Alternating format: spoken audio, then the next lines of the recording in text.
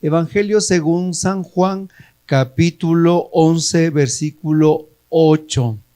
Y después del 14 y 16, sí, versículo 8, y de ahí nos saltamos al 14 y 16. Le replicaron: Maestro, hace poco querían apedrearte los judíos, y tú quieres volver allá. Verso 14. Entonces Jesús les dijo claramente: Lázaro ha muerto, pero yo me alegro por ustedes de no haber estado allí, pues así ustedes creerán. Vamos a verlo.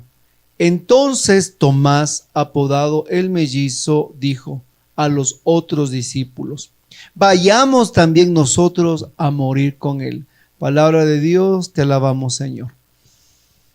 Bueno, si nosotros miramos el contexto del capítulo 11, es la resurrección de Lázaro.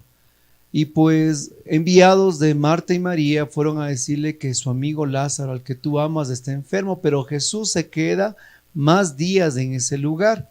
Y cuando Lázaro ya muere, entonces Jesús les dice en el versículo 8, en el versículo 7 y 8, les dice que ahora sí, vamos nuevamente a Judea, vámonos a ver a Lázaro. Entonces ahí los discípulos le dicen a Jesús, escuchando estas palabras: Maestro, hace poco querían apedrearte los judíos y tú quieres volver allá a Judea, porque recuerden que Lázaro vivía en Betania y Betania estaba cerca de Jerusalén, en Judea. Entonces allí Jesús les explica sobre Lázaro. Los discípulos no entendían y Jesús les dice claramente en el versículo 14, Jesús les dijo realmente: Lázaro ha muerto y tenemos que ir para allá, y me alegro que ustedes nos traigan allí para que crean, dijo el Señor. Entonces, en ese momento que se estaba dando ese acontecimiento, levanta la voz mi hermano querido Tomás. Y Tomás nos dice en el versículo 16: Entonces Tomás, apodado el mellizo, dijo a los otros discípulos: Vayamos también nosotros a morir con él. Palabra del Señor, gloria a ti, Señor Jesús, amén. Qué maravilla. Los discípulos preocupados de que Jesús vuelva a Judea para que no le apedreen.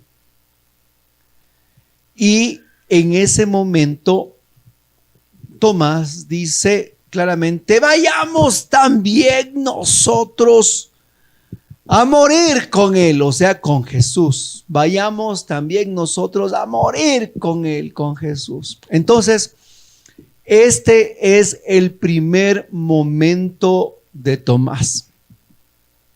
Y este primer momento vamos a ponerle, mi hermano, el momento del primer amor, ¿sí? O el primer momento también vamos a ponerle como un navegante, Tomás, viento en popa, digámoslo así, ¿ya? O el momento del arranque, ¿sí? Cualquiera de los tres, póngale. Puede ser el momento del primer amor, el primer encuentro, el arranque, o Tomás, viento en popa. Miren, mientras los otros discípulos estaban preocupados, Señor, te van a matar en Judea, vas otra vez allá a Betania. Tomás dice: vámonos todos y vamos a morir con Jesús, vamos por el Señor, vamos por Él en este momento, todos vamos con el Señor. Miren, wow, Tomás en ese momento estaba pues con todas las fuerzas, con todo el ánimo, con todo el entusiasmo. Su fe estaba pues, hermanos queridos, no había una pizca de duda, no había una pregunta, no había, mi hermano querido, en ese momento para Tomás todo el panorama estaba claro. Su mente, su corazón, su objetivo estaban con Jesús, con el ministerio, acompañarle al maestro hasta las últimas circunstancias. Qué maravilla, Tomás en ese momento está dando a los otros 11 discípulos, está dando fuerza, entusiasmo, les está dando ánimo. Vamos, no se acobarden, pues el Señor va para Judea y también iremos con Él. Y si nos agarran a todos, pues todos morimos con el Señor. Así estaba Tomás, ¿se da cuenta? Y así también este primer momento de Tomás puede ser también nuestro primer momento en la vida cristiana. ¿Cuántos de nosotros, cuántos de ustedes, mis hermanos, yo de la misma manera, en el primer amor, cuando recién ingresamos a una comunidad, cuando tuvimos ese encuentro maravilloso con Jesús, cuando nuestros ojos se abrieron a su gloria, cuando empezamos a asistir a un grupo de oración por un seminario de vida, pues una Eucaristía, una misa de sanación, una invitación, y fuimos topados por el Señor de una forma maravillosa y empezamos a asistir a un grupo de oración, una comunidad. Y hermanos, somos como Tomás, en la primera fila, ¿cierto? Así como está aquí, miren cómo está en el versículo 16, vamos todos con ánimo. Así también nosotros estamos en ese primer encuentro. Y si hay convivencia, en la convivencia estamos. Y si hay retiro, en el retiro estamos. Y si hay enlaces, pues en nuestro canal de oración, hermanos, ahí estoy presente a la hora exacta. Y pues si decimos, hermanos, hay que ofrendar, ofrendamos. Y si pues hay alguna situación en la que ponemos, vean, hermanos, estamos tal vez en un momento difícil, la comunidad no tiene dónde reunirse, y sale Tomás en su primer amor, en este primer arranque, y dice: no teman, hermanos, si Dios está con nosotros, ¿quién contra nosotros? Vamos, así. Y pues siempre dando ánimo, escribiendo, dando palabras, preocupado. Y qué bueno. Y yo esperaría que siempre nos mantengamos en el primer momento de Tomás, en el primer momento donde no importaba nadie, sino solo el Señor. Seguir sus huellas, ir en pos de Él, seguir en pos de su amor, de estar junto con Él, enamorados con Él. Pues no había nadie que impida su encuentro amoroso, no había nadie que impida, no había enamorado, no había enamorada, no había trabajo, no había nada. Todo dejábamos atrás de Jesús, enamorados, atrás de Jesús, queriendo escuchar su palabra, queriendo servirle, queriendo estar ahí, pues donde está el Señor, degustando sus maravillas.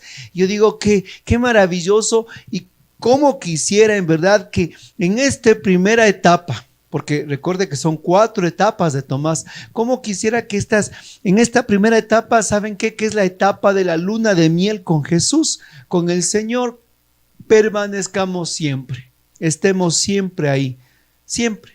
Qué lindo que sería, ¿verdad? Que pues esa luna de miel con el Señor no se terminara. Pero ¿saben qué? La vida del cristiano, la vida de un discípulo del Señor no es estática. Y así de igual manera en tu vida de fe, como en la mía personal, no es estática. La vida con Dios jamás va a ser estática. Si nosotros miramos las Escrituras, miramos un pueblo que camina, un pueblo que recorre, un pueblo que cae, un pueblo que se levanta. Un pueblo que sale de Egipto, camina por el desierto y llega a la tierra prometida en base a un proceso doloroso.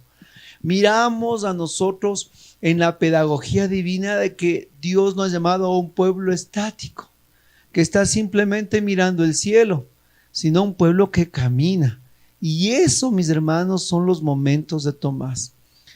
Así que de este primer momento en el que nosotros miramos Tomás viento en popa, o Tomás en el primer amor, o en el arranque, tal vez vamos identificándonos en estos puntos, ¿verdad? ¿Y en cuál de las 4 etapas de Tomás estamos nosotros? Y vamos a mirar, mis hermanos, la segunda etapa que Tomás atravesó. Como les dije desde el principio, estamos en el Evangelio según San Juan. Entonces, a los hermanos que están con su Biblia, y les felicito, pues vamos a ir avanzando los capítulos.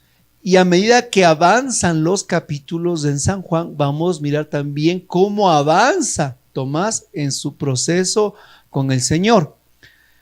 En el capítulo 14, unas pocas páginas adelante, vamos a proclamar del versículo 1 al 6, San Juan, y les pido que en la caja de los comentarios a los hermanos que están aquí con nosotros vayan anotando para aquellos que tal vez recién se conectan o que pues no escucharon bien cuál es la cita bíblica. San Juan 14 del 1 al 6. No se turben, crean en Dios y crean también en mí. En la casa de mi Padre hay muchas habitaciones. De no ser así, no les habría dicho que voy a prepararles un lugar. Y después de ir y prepararles un lugar, volveré para tomarlos conmigo, para que donde yo esté, estén también ustedes.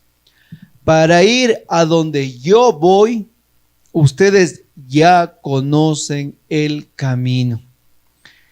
Entonces Tomás le dijo: Señor, nosotros no sabemos a dónde vas. ¿Cómo vamos a conocer el camino? Jesús contestó: yo soy el camino, la verdad y la vida. Nadie va al Padre sino por mí. Palabra del Señor, gloria a ti, Señor Jesús. Miren, este segundo momento o esta segunda etapa en el caminar de Tomás tiene otro nombre. Vamos a ponerle en esta segunda etapa este nombre: el momento de las preguntas, ¿sí? ¿Se acuerdan? El primero era el momento del arranque del primer amor. Tomás, viento en popa. Vamos a morir con él, dijo Tomás. Ahora viene el segundo momento. Juan 14, 1 al 6. El momento de las preguntas. Aquí Jesús está dando ya los 3 discursos referente a su despedida a los discípulos. Y allí el Señor les dice: no se turben, crean en Dios, crean también en mí. En la casa de mi Padre hay muchas moradas. Y yo me adelantaré, dice, a prepararles la morada, y cuando esté lista, volveré donde están ustedes para tomarlos conmigo. Porque donde yo esté, también estarán ustedes. Para ir a donde yo voy, ustedes ya conocen el camino. Entonces, en ese momento yo me imagino la cara de Tomás, ¿no? Así como algunos que están aquí, o algún hermano que está aquí, recién se conectó, que no sabe de qué estamos predicando. Así con los ojos como búho, y pues Tomás muy serio le pregunta a Jesús: nosotros no sabemos a dónde vas. ¿Cómo vamos a conocer el camino? Nosotros no sabemos a dónde vas. ¿Cómo vamos a conocer el camino? Oigan, si solo 3 capítulos atrás dijo: vámonos a morir con él. ¿Se da cuenta? Estaba segurísimo hacia dónde Tomás tenía que ir. Ahora, ya un poquito más caminadito Tomás, ya empieza a hacer preguntas, ya empieza a cuestionarle a Jesús, ya como que no está tan dispuesto a ir a morir en Jerusalén. Al principio estaba pues el camino claro. Ahora ya empiezan las preguntas, empiezan las dudas, empieza el momento del cuestionamiento en el que ¿será en verdad? ¿Será cierto? Cuando comienza a decir chúsicas, pues ¿será de ir a un grupo de oración? ¿Será de asistir todos los días viernes a este horario? Si yo tengo lunes, martes, miércoles, jueves, viernes, sábado, domingo.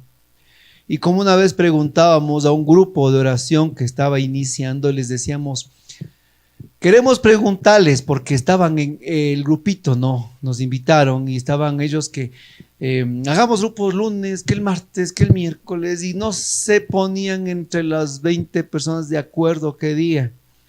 Entonces les hice una pregunta, les dije, hermanos, ¿cuál día usted cree que es el mejor día para el grupo oración? Entonces todos decían, no, es que yo creo que los viernes, yo creo que los sábados, yo creo que el domingo. Entonces yo les dije, yo les voy a dar la respuesta, y todos se callaron. A ver, hermano Rubén, denos la respuesta. ¿Cuál es el mejor día para reunirnos? Yo les dije así, el mejor día para reunirnos, y todos eran así, ¿no? El mejor día para reunirnos es, y uno estaba anotando, es ninguno.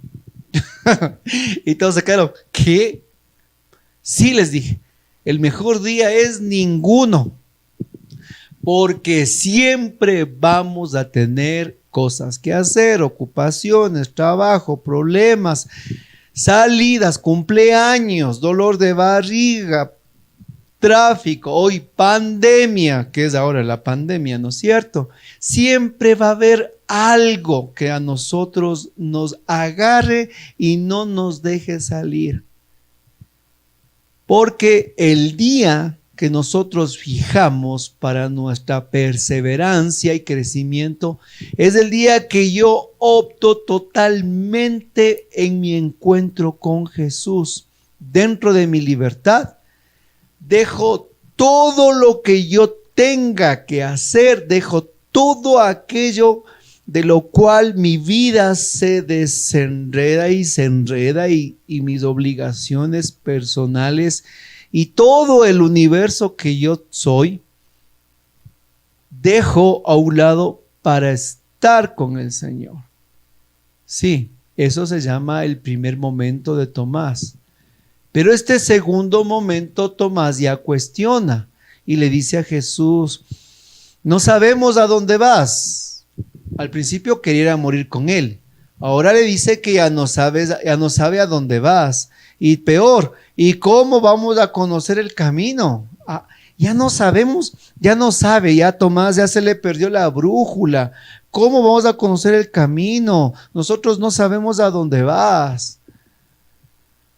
Y así, mis hermanos, pues pasa en nuestra vida de fe exactamente como este segundo momento en la vida de Tomás, en su caminar espiritual. Comenzamos a hacer, y no digo que las preguntas sean malas, no digo eso, no digo, hermano Rubén dice que no hagamos preguntas, no hermanito, a ver, compréndame la predicación bien, no digo que las preguntas sean malas, sino que nosotros comenzamos a cuestionarlo todo. Sí, creo que vea la diferencia entre preguntar, vea, no entiendo esta cita, ¿por qué será esto? ¿Por qué vamos a reunirnos tal día? ¿O dónde vamos a hacer tal misión? Preguntas normales dentro de un caminar espiritual. Cualquiera que pregunte, uno responde. Si me preguntan algo, yo respondo. Si usted me dice algo que no comprende, yo le respondo. La pregunta está bien. El problema es cuando empiezan a cuestionar todo. Cuando empiezan a cuestionar todo a los servidores. Empiezan a cuestionarle. No a preguntarle, sino a cuestionarle. Le cuestionan al párroco, le cuestionan al servidor, le cuestionan a todos. ¿Y qué cuestionan? Cuestionan todo. Que no están de acuerdo con esto, que no quieren esto, que por qué reunirnos tal día, que por qué irnos de misión tal día, que por qué tan temprano, que por qué tan de noche, porque tengo hambre, que porque tengo sueño, que porque ya no puedo, porque tengo que cuidar a mi nieta, porque tengo que irme a esto, porque convocan a estas horas. Yo tengo vida, yo tengo trabajo, no sabrá que tengo enamorado, no sabrá que tengo enamorada, no sabrá que tengo esto, no sabrá. Hermanito, por favor.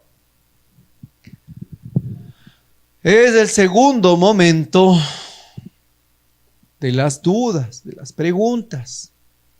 Y para que Tomás haya llegado al tercer punto que ya vamos a hablar, hermanos, yo siempre les digo, y en todas mis predicaciones, hay un proceso. Hay un proceso. Y en el proceso vamos mirando la consecuencia del proceso. Y en este momento de las preguntas o de las dudas de Tomás, que empiezan sus cuestionamientos, más que preguntas, yo diría que los cuestionamientos, no. Jesús le está dando una tremenda enseñanza, que Él se va a la casa del Padre a construir moradas, que va a tomarlos, que irán conmigo, que ustedes ya conocen el camino maravilloso, y el otro se pone la mano así como algunitos y le dice: nosotros no sabemos a dónde vas, le dice. ¿Cómo vamos a conocer el camino? Imagínense, claro. No fue pregunta, sino que le cuestionó a Jesús.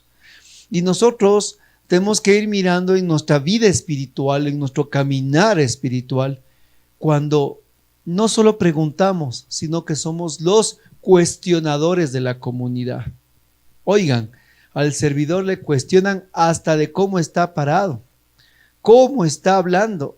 Y ya no están ahí, ¿no? Como al principio, ¿no? Se sentaban emocionados a recibir la palabra, a orar, qué lindo. No, ahora se sientan a ver en qué falla el servidor. Ahora se sientan a ver en qué se equivoca el padre en la homilía. Ahora se sientan ahí porque saben ellos más, que él canta feo, que esto otro, cuestionan a ver por qué razón está el aula de esta manera, por qué razón está la iglesia así, por qué razón esto. Verán, por favor, ya aprenderán a ser puntuales. Siempre están atrasados, siempre están tarde, siempre la misma cosa. Pues ya, cambien, pues hermano, cambie, por favor. No preguntan, no dice al servidor: oiga, ¿por qué llegó? ¿Por qué empezó tarde? ¿Qué sucedió? Entonces, si usted hace una pregunta, le va a contestar: mira, tuve tráfico, tuve que coger a mi esposa, a mis hijos, crucé toda la ciudad, un botellamiento terrible, hoy digitalmente. Pregunta: ¿por qué empieza tarde la transmisión? Mira, tenemos problemas técnicos, no hay internet, estamos con equipos viejos que tenemos que luchar y tantas cosas. Pero a veces no preguntamos, cuestionamos. Y hermano, en la iglesia hay un montón de hijos cuestionadores. Y así vamos al tercer momento en la vida de este apóstol. Y como les dije, vamos de la mano de San Juan en el Evangelio, pues vamos siguiendo lo que es pues la vida del apóstol según San Juan, y vamos ahora a irnos al capítulo 20 del Evangelio según San Juan. Y así son, ¿no? Y mientras miraba las escrituras, me acordaba de que pues así nos convertimos, ¿no? En cuestionadores. El servidor dice una cosa y hermano no pregunta, sino que todo le cuestiona, como ponerle en una mesa y él es el culpable, o en lo que se llama el detector de mentiras. Cuidado, mis hermanos, vamos mirando en los momentos de Tomás. Ahora vamos a mirar el tercer momento de Tomás. ¿Y cuál es este tercer momento? En San Juan 20, del versículo 24 al versículo 26. San Juan 20, capítulo 20, del versículo 24 al versículo 26. Tomás, uno de los 12, llamado el mellizo, vuelve a decir lo que nos decía igualito en San Juan 11, ¿no? La misma descripción, para que vean que no es otro Tomás, es el mellizo. No es otro, es el mismo. No estaba con ellos cuando vino Jesús.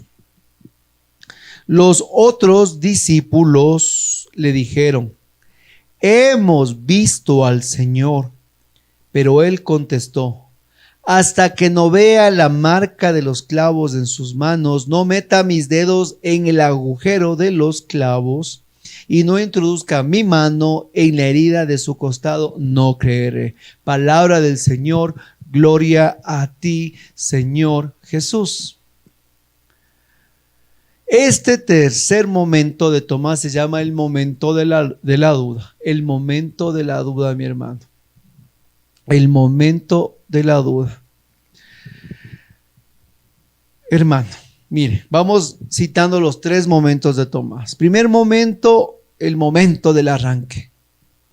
Vamos a morir con Jesús, dijo Tomás, ¿no es cierto? Ese es el primer momento. Ya lo discernimos. Y si es que no miró, hágale pues para atrás de clic para que vea cuál es el primer momento.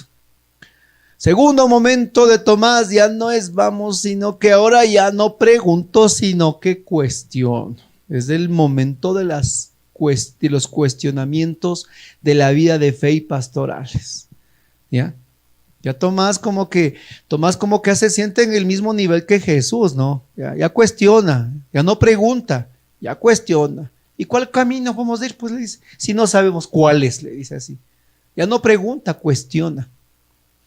Ahora el tercer momento, el momento de la duda. Miren cómo le fue llevando, de a poquito, ¿no? De a poquito le fue llevando. Y el momento de la duda, pues ahí sí vamos un poquito más a discernir. Primero, le hago a usted la pregunta. ¿Usted piensa que dudar es pecado? ¿Usted cree que dudar es pecado en la vida de fe? Pues le respondo que no. La duda no es pecado.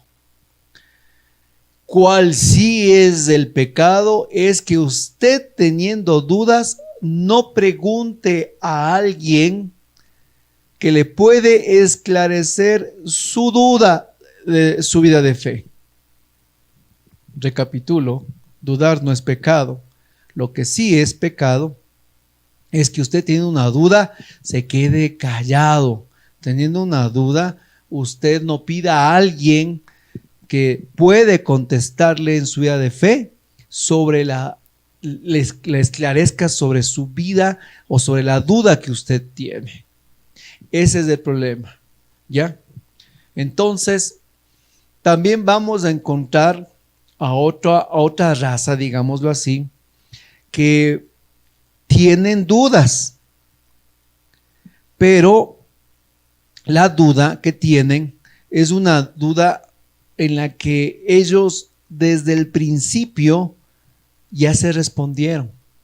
Entonces es una duda en la que no solo pues tiene para en ese momento que sea aclarado, sino que es una duda en el corazón con una total respuesta, ¿sí?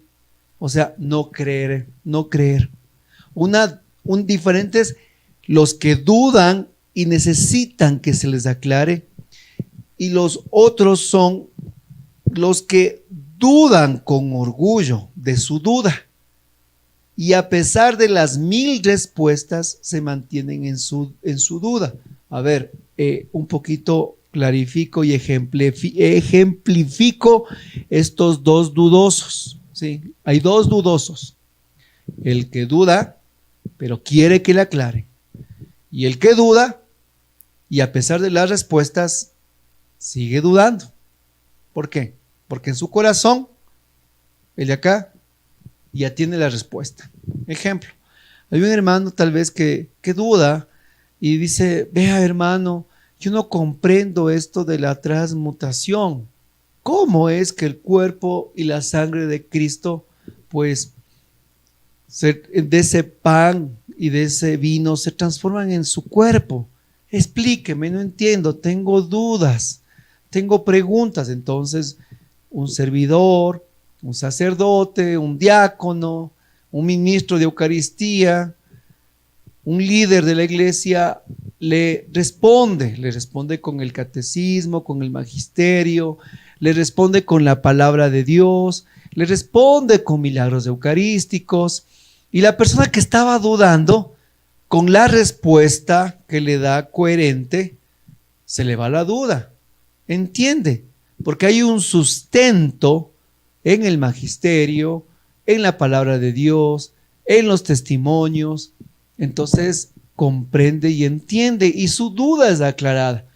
Pero acá hay otra, ¿qué puedo decir? Otra raza de gente que hacen de la duda su oficio de vida. Meten la duda, meten la cizaña con la plena conciencia de que ellos no quieren que nadie les responda, y aunque les respondan, pues simplemente no quieren ninguna respuesta. Entonces viene esta persona con la duda y te dice a ti, pues, ¿cómo es eso de hablar en lenguas? Entonces usted coge y le responde, mira, que el bautismo en el Espíritu, que el Espíritu Santo en la Biblia, que la imposición de manos, y la persona que está aquí, mi hermano, está así, oyéndole a usted, oyéndole, simplemente oyéndole, e interiormente se está riendo, porque no le cree nada de lo que usted está hablando. Ya la duda en su corazón hizo un quiste, hizo un orgullo, hizo, ¿saben qué? De esa duda, por más respuestas que le dé, la duda ya tiene hogar en ese corazón. Entonces, usted puede responderle y sabe que esta persona le pone otra pregunta, otra duda, otra cosa, otra cosa. No es que esté dudando, sino que simplemente no cree. Entonces, al no creer, esta persona tiene un corazón obstinado, y hay que diferenciar entre la duda que necesita una respuesta y el corazón incrédulo obstinado. Sí, por favor. La diferencia entre la duda que necesita una respuesta, entre la duda que necesita esa veracidad, esa duda que tiene hambre, tiene sed de ser respondida, y entre aquel que es incrédulo y obstinado. Son dos cosas diferentes, ¿ya? Porque hay gente que realmente es obstinada, obstinados. No necesitan respuestas, no quieren respuestas.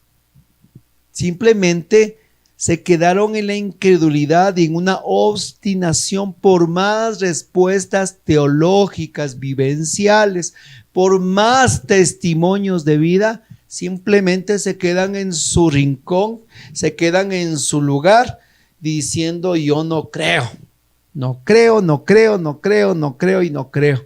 Y usted le escribe, y usted le pone, y usted le dice, y usted no cree. Es que ya él tiene el corazón de piedra, ¿sí? Son dos diferentes. ¿Y en cuál de estos dos se encontraba Tomás? Tomás se encontraba en el de acá, ¿sí?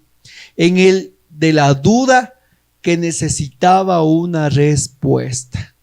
Ahí se encontraba Tomás. Ahora, Tomás el mellizo, que era uno de los 12, miró el ministerio de Jesús. Tomás vio los milagros que hizo Jesús. Tomás miró más aún cómo resucitó a Lázaro, ¿no es cierto? Tomás miró los prodigios en el mar, el viento, la multiplicación de los panes, cómo expulsaba a los espíritus inmundos. Hermano, Tomás era dígalo conmigo, Tomás era un creyente. Ajá, sí. Todas digo. Tomás, se me lengua la traba. Es que creo que es de la emoción. Tomás era un creyente. Tomás era creyente. ¿Ya?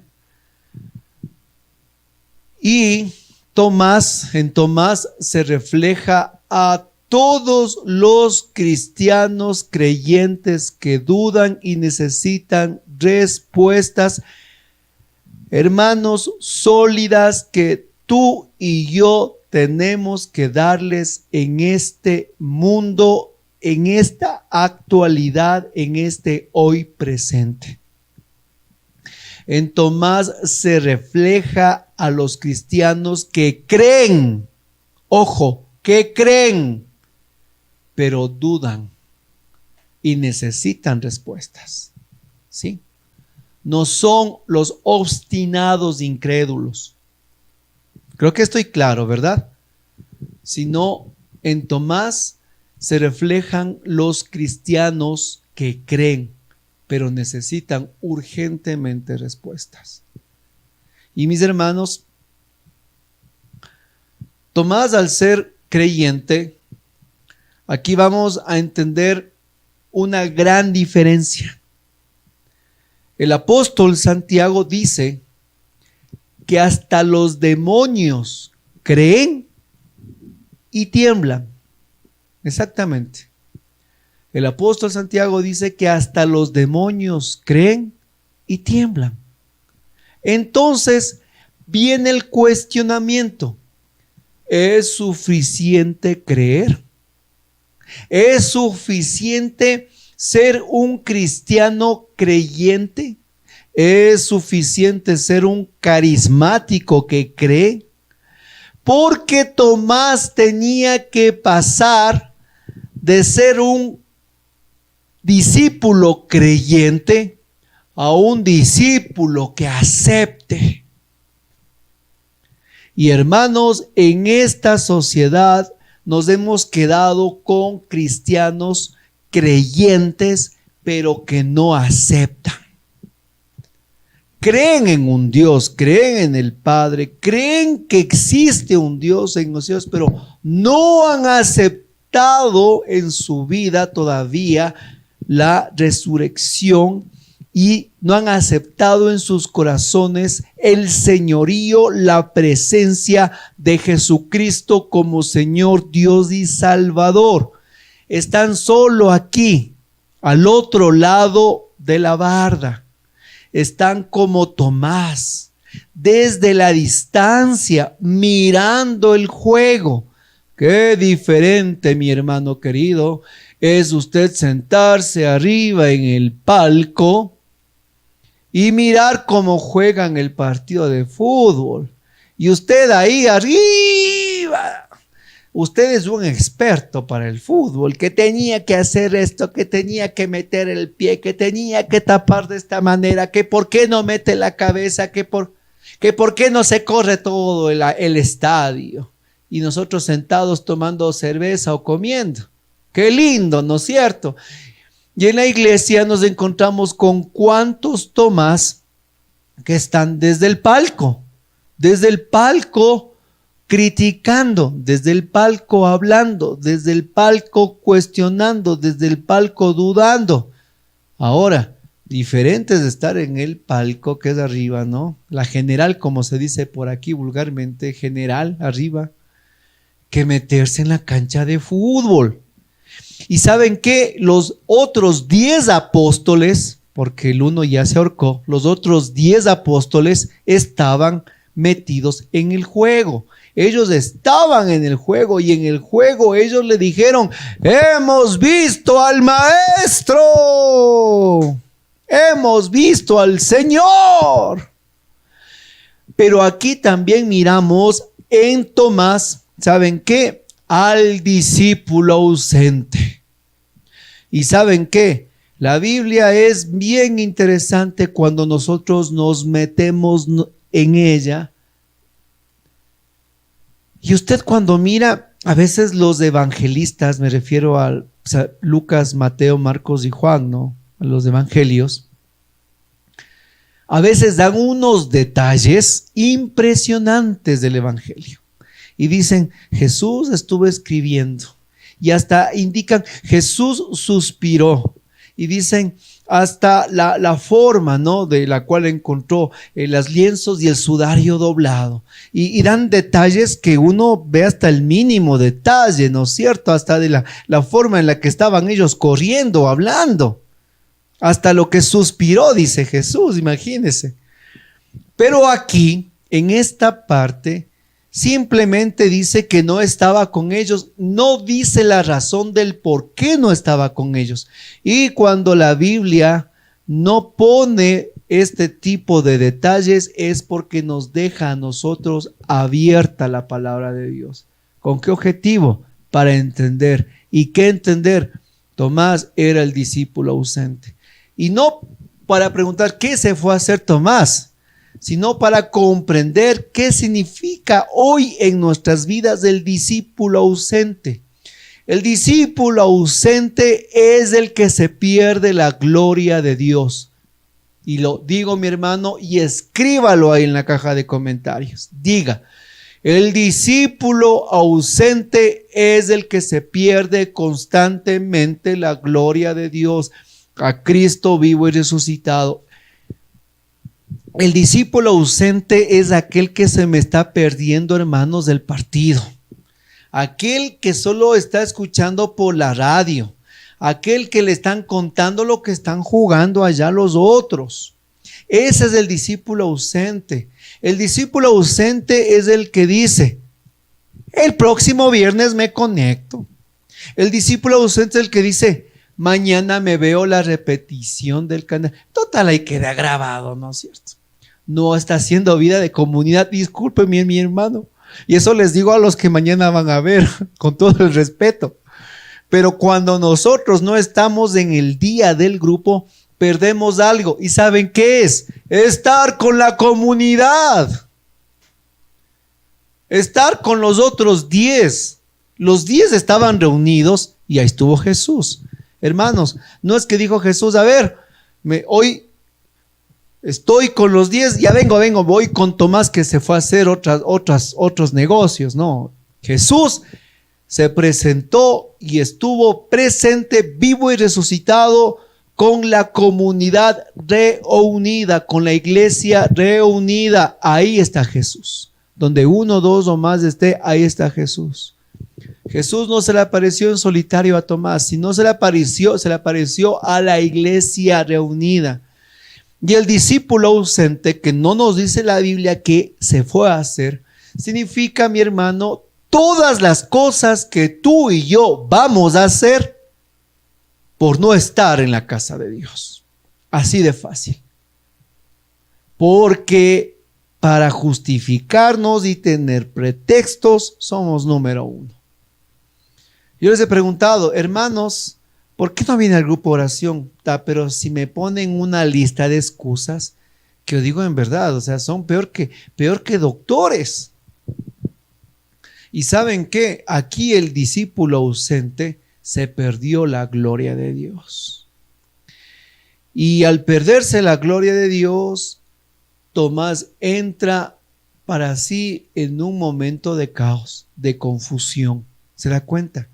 No es que solamente faltado un mes al grupo. ¿Qué me dice, hermano? Solo he faltado 6 meses al grupo. No es nada. ¿Qué pasó?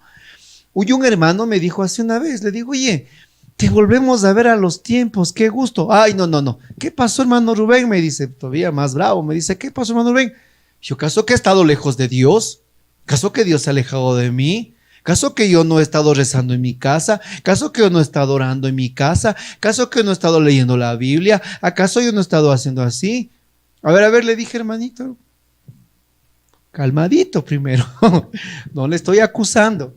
Segundo, le digo, al no verte tanto tiempo te hemos extrañado, es lo único que te dije. Le dije así, de gana te enojas. Segundo, lo que tú me acabas de decir, que estás orando, que estás leyendo la Biblia, que estás yéndote a misa, eso es lo que tiene que hacer todo cristiano. ¿Dónde está el mérito? ¿Dónde está el mérito? Lo que tú me acabas de decir, que estás orando en casa, que estás oyendo música alabanza, que oyes prédicas, que te vas a misa, que lees el rosario, que oras del rosario, todo eso es lo que todo católico, más aún carismático, tiene que hacer. Dime, ¿dónde está el mérito? ¿O acaso no sabes que cuando estamos reunidos en comunidad es cuando el Señor se hace presente y muestra su gloria cumpliendo su palabra, que Él estará en medio de nosotros?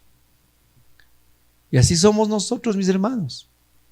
Nos ausentamos de la comunidad, nos ausentamos de la hermandad, nos ausentamos de todo ese círculo de hermanos, y cuando llegamos, simplemente el pretexto. No, es que yo sí estoy llorando, es que yo estoy, caso que Dios me ha dejado, es que caso que, no, hermano, por favor, compréndelo, entiéndelo, mi hermano. Jesús se apareció en la comunidad en plena reunido el día domingo. Aquí, con todo el respeto, no hay los llaneros solitarios. Ese día Tomás cogió y se creyó el llanero solitario y se fue. Y discúlpeme, a los llaneros solitarios no les pasa nada.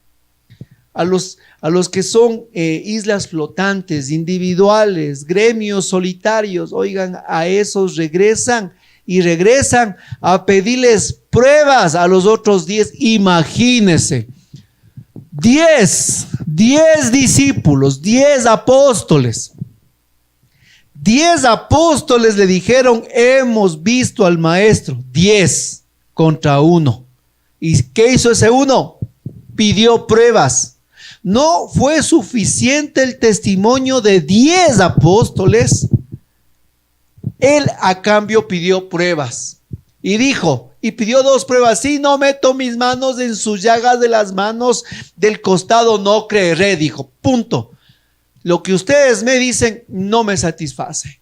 Lo que ustedes han hablado simplemente son cuentos. Eso les dijo Tomás. ¿Se da cuenta? Ese es el resultado de convertirte en un discípulo ausente, itinerante, o vulgarmente yo les tengo un nombre a los hermanos que aparecen de vez en cuando, les digo los turismáticos. No les digo carismáticos, porque el carismático está constantemente caminando, constantemente haciendo vida de comunidad, entre tropiezos, pecado, luz, oscuridad, pero está ahí. Esos son los carismáticos.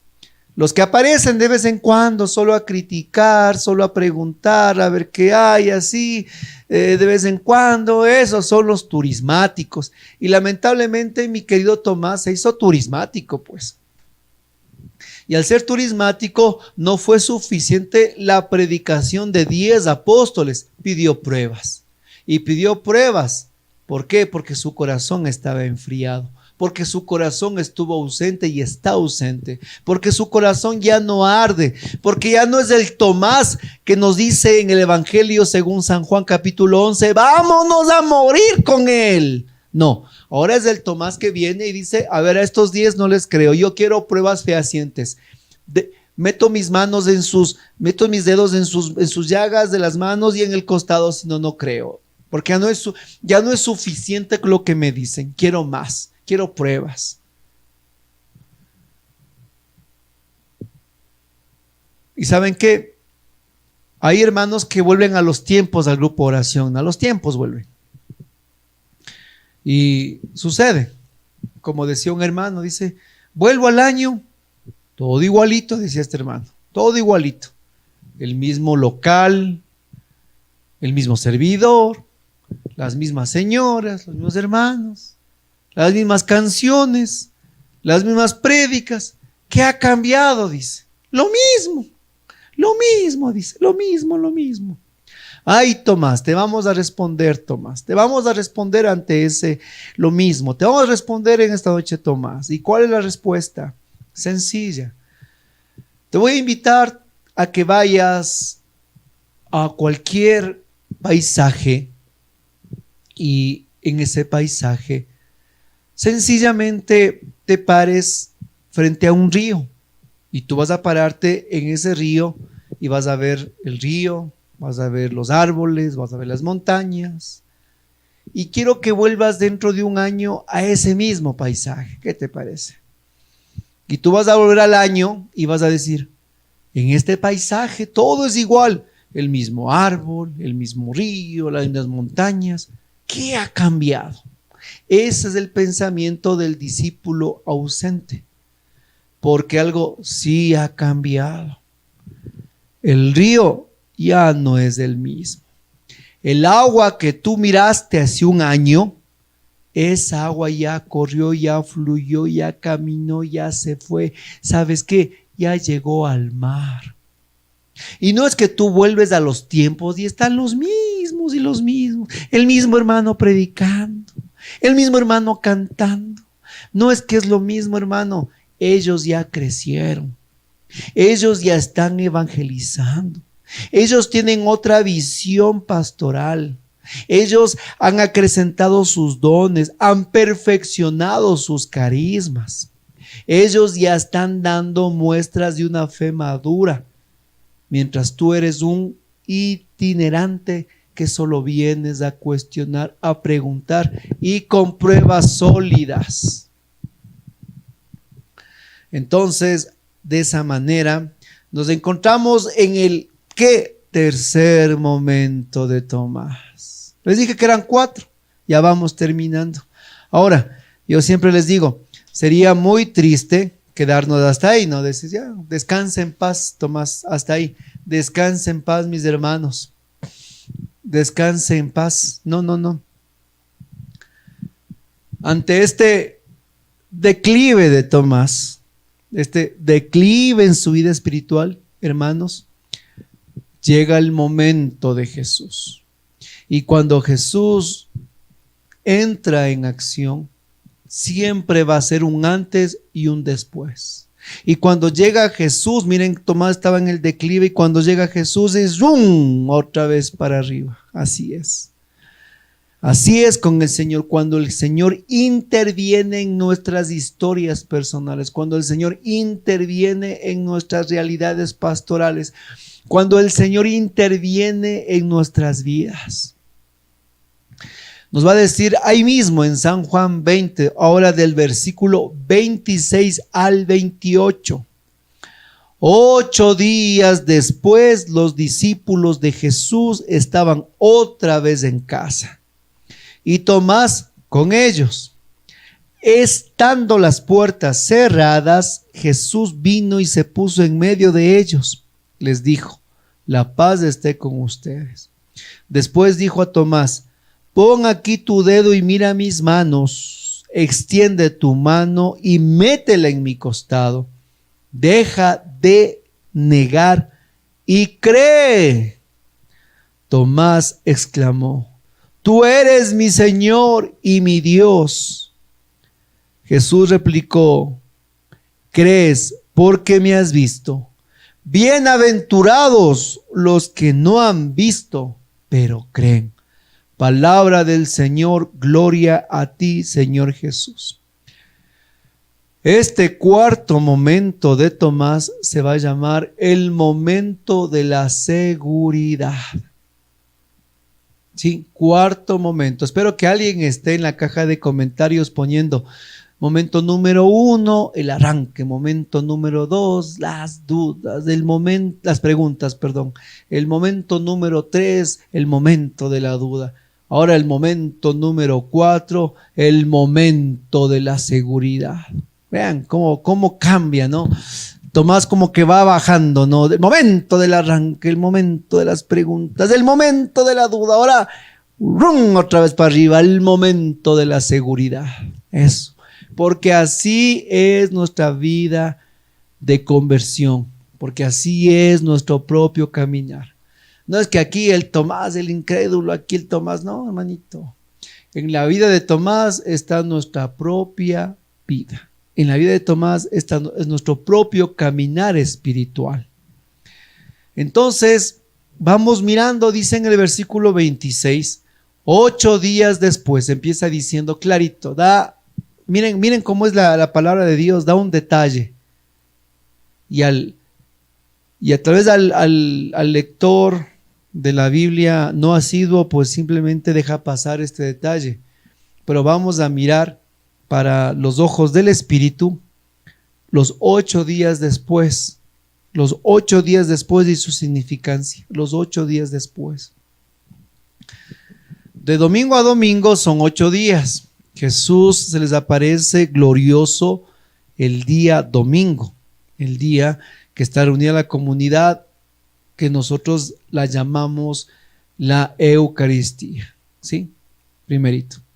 Segundo, vamos a comprender que Tomás no se quedó con la duda. Tomás no se quedó simplemente con ese, como les decía, pues, con esa duda y se fue nuevamente a ser un turismático o un discípulo, pues, itinerante, sino que Tomás se quedó. Y Tomás les dijo a los otros 10 apóstoles: muy bien, no les creo, pero Tomás les dijo algo: no les creo, pero me quedo por las dudas, dijo Tomás. ¿Ya? Tomás dijo, me quedo por las dudas.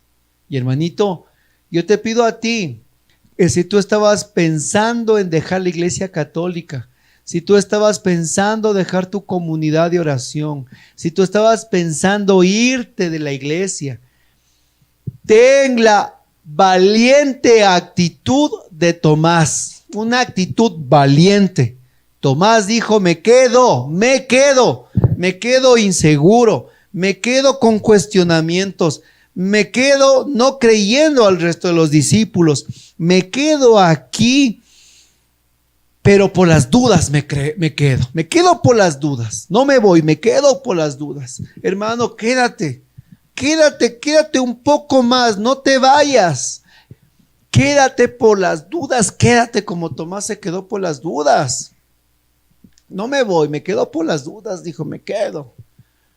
Porque ¿sabes qué? Son 8 días. Son 8 días tal vez de esa prueba en la que tienes o tenemos que pasar de esta cierta duda que vivió Tomás. Pero si tú te quedas, no te vas de tu iglesia, no te vas de tu comunidad, hermano, vas a ver la gloria de Dios. Y eso no te lo digo yo, ni te lo aseguro yo. La palabra de Dios te lo dice y la palabra de Dios te lo asegura. Que si te quedas, a pesar de que estés pasando el peor bache espiritual de tu vida, pero si te quedas, hermano, pasarán los 8 días y verás la gloria de Dios, pero la mirarás no como tú quieres, sino como el Señor quiere manifestarse en tu vida. Y así nos habla de una perseverancia en el desierto de la fe. Esos 8 días para Tomás fueron la perseverancia en el desierto de la fe. Porque hay momentos en que tenemos que perseverar a pesar de que no miremos nada, no oigamos nada, no sintamos nada, pero tenemos que perseverar. Y a veces nosotros hemos creído que nuestro caminar cristiano es solo de sentimientos bonitos. Y a los hermanos que se conectaron recién, pues estamos en los momentos de Tomás. Y yo les invito a los hermanos que recién se conectaron, que pues puede usted volver desde el inicio de la predicación. No se enganche en este momento. Este es el desenlace ya. Mire la predicación desde el inicio. Porque esa es la razón del estar aquí. Amén. Entonces, el perseverar en ese desierto de la fe, a pesar de que no sintamos nada, no miremos nada, nos permite a nosotros madurar, pasar probados, acrisolados de nuestra fe. Porque va a haber momentos que no sintamos nada. Y a veces nosotros hemos nosotros encaminado nuestra vida de fe solo en el sentimentalismo, no en el sentimiento. El sentimiento es bueno. Una vez les di esta predicación, en la predicación ¿Por qué soy católico?, que les invito a mirar dentro de la lista de reproducción, que a veces, y también ¿por qué soy carismático?, les invito a que vean estas 2 predicaciones, ¿Por qué soy católico? Y ¿por qué soy carismático?, están en el canal. Y les explico la diferencia entre sentimentalismo y sentimientos. Nosotros tenemos sentimientos y eso es bueno. Otra cosa es el sentimentalismo en la vida cristiana. No voy a profundizar, pero les invito a que vean estas predicaciones. Y pues de esta manera se quedó Tomás. No tanto en un sentimentalismo, pero sí en un sentimiento de espera, de duda, pero de espera. Y allí cuando Jesús, hermanos, viene y nos dice en la palabra que estando las puertas cerradas, Jesús vino, se puso en medio de ellos, les dio la paz y inmediatamente lo contó más. Aquí miramos, hermanos, qué maravilla. Cuando Jesús aparece en el cenáculo con los apóstoles, lo primero que les da es la paz. Jesús. La paz que el mundo no da, sino la paz que Jesús nos da. Esa paz que inquieta, porque la paz de Jesús es una paz inquietante, ¿sabía mi hermano? Porque a veces nosotros hemos creído que la paz de Jesús es una paz como que un narcótico, ¿no? Los ateos que hablan desde el palco dicen que la religión es el opio del pueblo, dicen ellos. Y hablando de todas las corrientes que ellos mismos comprenden bien, y dicen eso, que la religión es el opio del pueblo. Y que equivocados es cuando tú miras simplemente las cosas desde arriba. No, mi hermano. Cuando Jesús les dice la paz con ustedes, no es una paz que nos mete un narcótico, donde nosotros pensamos que la paz de Dios es aquí yo con Dios y yo no siento nada, yo feliz aquí metido. No, hermano, no es una droga. La paz que Dios nos da es una paz inquietante. Porque dice que la paz que yo les doy no es la paz del mundo, nos dice aquí en el mismo capítulo 20, versículo 19, que la paz que nos da el Señor no es la paz que el mundo da. ¿Por qué? Porque la paz de Dios es una paz que inquieta. Sí, así es. La paz que Dios nos da es una paz inquietante, una paz que nos mueve a que evangelizar, una paz en la que no nos deja a nosotros simplemente dormidos. La paz del mundo sí es una paz adormilante, ese sí es el opio. La paz del mundo es un opio, ese sí es el opio, la paz del mundo. ¿Por qué? Porque, ¿qué es la paz del mundo? Simplemente tener dinero, simplemente un individualismo, donde soy yo, mi vida, nadie se mete con mi vida, cuidado mis cuatro paredes, yo llego, tengo pues solucionado mi vida, mi trabajo, mi dinero, mi familia y pues aquí tengo mi vida en mis cuatro paredes, cuidadito, aquí nadie se mete. Pero no, la paz de Dios es una paz inquietante, una paz que nosotros no nos permite estar quietos. Queremos seguir evangelizando, queremos seguir trabajando para el Señor, queremos llevar la buena nueva, nos hace levantar del sillón para irnos a la reunión, nos hace levantar de cualquier lugar, nos hace levantar del mismo trabajo para ir en pos del Evangelio. La paz de Dios es una paz que inquieta, una paz que nos despierta, una paz que nos saca del cautiverio, una paz que a nosotros nos da, mis hermanos, realmente pues una fuerza para seguir. Esa es la paz de Dios. ¿Qué cree usted? ¿Que la paz de Dios es simplemente, sentí bonito? No, esa no es la paz de Dios. La paz de Dios nos lleva mar adentro a botar las redes y pescar. Y de esa manera Jesús les da la paz. Y miramos en Jesús nuestro Señor que llega a dar la paz al dudoso, que llega a dar la paz al inquietado, que llega a dar la paz al intranquilo, porque Tomás, esos 8 días fueron un purgatorio, entre creer, no creer, entre saber, no saber, entre sentirse mal, sentirse bien, mientras Pedro, Juan, Santiago eran felices con la sonrisa de oreja a oreja. Tomás se sentía, que será verdad, será mentira, no creo, sí creo. Y cuando llega, lo primero que hace es a darle a Tomás, a ese corazón dudoso, la paz. Lo primero que Jesús hace cuando llega a darle a Tomás realmente es la tranquilidad, la paz.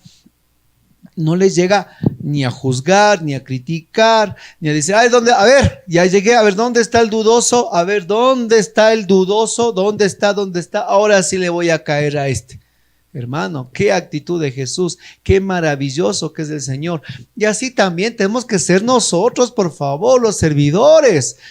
A veces el servidor está ahí sin tino para caerle a la gente, hermanos, no tener misericordia, no tener un poquito de amor a los hermanos que están en el grupo de oración, y es solo palazo, ¿no es cierto? No es pan, sino palazo. Y Jesús nos dice que primero demos la paz y que transmitamos la paz. Y al que está dudoso, al que está en desánimo, la paz de Dios les va a darle impulso para seguir adelante. Y de esa manera el Señor dijo, mira mis manos, mira mi costado. Y aquí el Señor no se empezó a sentar, y vamos terminando la predicación. Jesús tampoco no es que se sentó con Tomás al frente y dijo, a ver, te voy a responder todas tus dudas, Tomás. A ver, dame todo el el listado de preguntas que tienes. Voy a responderte pregunta por pregunta. A ver. No, hermanos. Jesús simplemente le dijo textualmente: Tomás, pon aquí tu dedo y mira mis manos. Extiende tu mano y métele en mi costado. Deja de negar y cree. Es la muestra real, la muestra palpable que está vivo, que está resucitado, que sus llagas en su cuerpo glorioso siguen presentes, porque ese es el precio de nuestra salvación, y que las llagas del Hijo son las llagas del Padre, y que las llagas del Hijo son las llagas del Espíritu Santo, que la Trinidad completa vive el misterio de la pasión, mi hermano. La Trinidad completa vive el misterio de la pasión. Las llagas se quedaron para la eternidad. Las llagas se quedaron como muestra de amor, de redención, para comprarnos a ti y a mí, para nuestro Dios, a hombres de toda raza, lengua, nación, para hacernos un pueblo de sacerdotes, una nación escogida, un real sacerdocio, un pueblo adquirido por Dios, para proclamar las virtudes de aquel que nos llamó de las tinieblas a su luz admirable.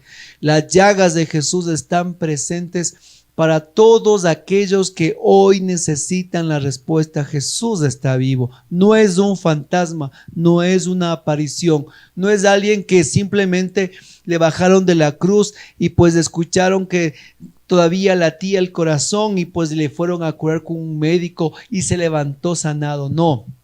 Es la muestra de que Él murió en la cruz, en la muestra de que le enterraron en el sepulcro, y la muestra de que con poder y gloria resucitó, y que las llagas se muestran en su cuerpo divino, en su cuerpo sobrenatural glorioso, como muestra de que por la eternidad esas llagas nos dan a nosotros, mis hermanos, la gracia de poder entrar al reino de los cielos. Las llagas de Jesús son las llaves por las que podemos entrar a la patria celestial, porque si entramos al cielo, entramos por las llagas de Jesús. Si entramos al cielo tan prometido, tenemos que entrar por esas llagas benditas del reino de los cielos, porque por esas llagas hemos sido comprados y por esas llagas hemos sido sanados. Y hoy Jesús se nos muestra a ti y a mí que somos un mar de dudas, se nos muestra a ti y a mí que somos un mar de pensamientos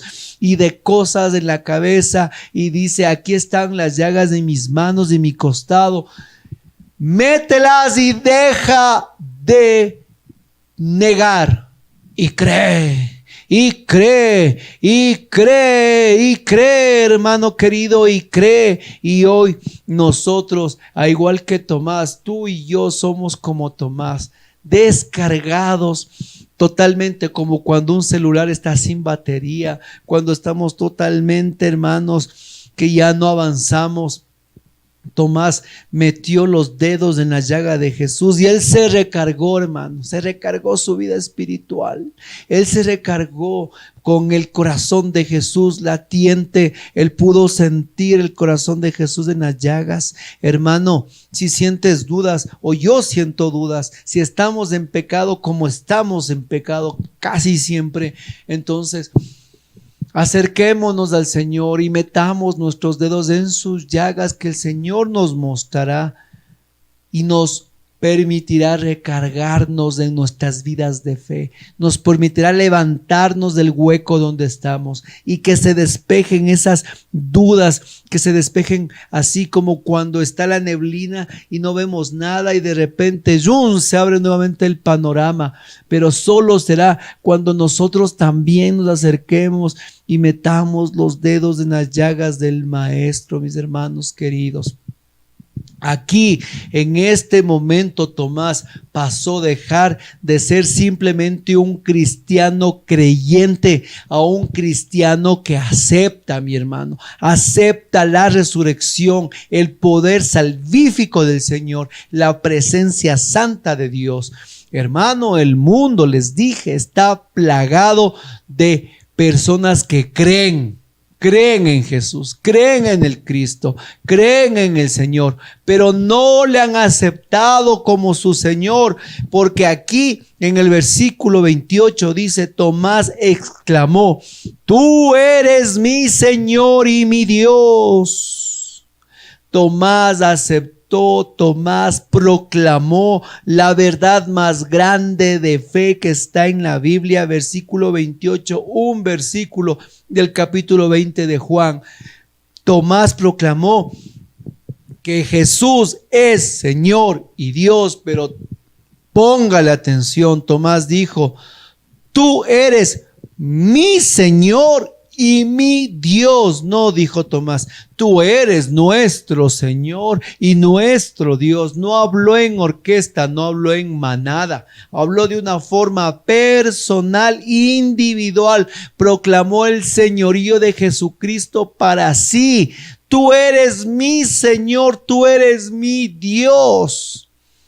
No habló en manada, hermanos, y eso es el paso del que cree, del que solo es un discípulo que cree, porque Tomás creía, al discípulo que proclama su relación personal con el que dice que es su Señor y su Dios. Porque hoy los católicos tienen que pasar del creyente al aquel que le acepta como su Salvador. El mundo entero se ha vuelto en un mundo lleno de Tomás, un mundo que cree en Dios, pero que no lo ha aceptado ni como su Señor ni como su Salvador. Un mundo que cree en Viernes Santo, que cree en Jueves Santo, que cree hasta el Domingo de Gloria, y el lunes se les acabó, se les terminó. Y por lo menos vivieron Semana Santa, porque algunos pasaron en felices vacaciones santas. Entonces, de esa manera, Tomás cree y acepta y lo proclama. Porque en las dudas de Tomás están nuestras propias dudas, y Jesús responde nuestras propias dudas con sus llagas de las manos y el costado. Y termina diciendo en el versículo 29, las palabras de Jesús. Termina diciendo: Jesús replicó: ¿crees porque me has visto? Bienaventurados los que no han visto, pero creen.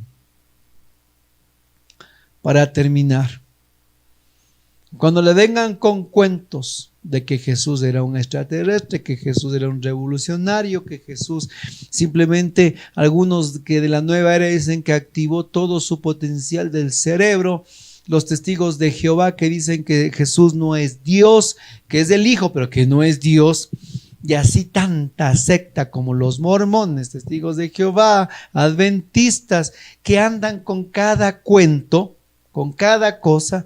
Usted solo dígale a San Juan capítulo 20 versículo 28: tú eres mi Señor y mi Dios. Y tengo que decirles, mis hermanos, la palabra mi Señor para la traducción en la Biblia, en el griego antiguo, Señor significa Yahvé. La forma en la que se expresaban los judíos, decir mi Señor, era la traducción Yahvé. Cuando proclama estas palabras, Tomás le está proclamando que tú eres el Dios de los judíos, o sea, Yahvé, Sebaot, Yahvé, el yo soy. Tomás proclamó a Jesús: tú eres el Dios de los judíos. Le dijo a Jesús: tú eres mi Señor, mi Dios. Mi Dios, no dijo ángel, no dijo nis, dijo mi Señor y mi Dios. Proclamó el señorío y la deidad, la divinidad de Jesús como Señor y Dios. El alfa y el omega, el principio y el fin es Jesús. Esa es la respuesta. Y Jesús nos dice para finalizar: bienaventurados los que no han visto, pero creen. Esta es una de las bienaventuranzas que da Jesús. Que bienaventurado significa feliz. Los que no han visto pero creen. Porque nuestro camino espiritual se va a veces enmarcar más por no ver y creer. Y Jesús nos dice: bienaventurados cuando no veas nada, no sientas nada. Cuando no veas nada, no sientas nada, pero crees. En medio de la tormenta, pero crees. En medio de la pandemia, pero crees. En medio de una economía que nos está sacudiendo, pero crees. En medio de dificultades y enfermedad, pero crees. Bienaventurados los que sin ver han creído.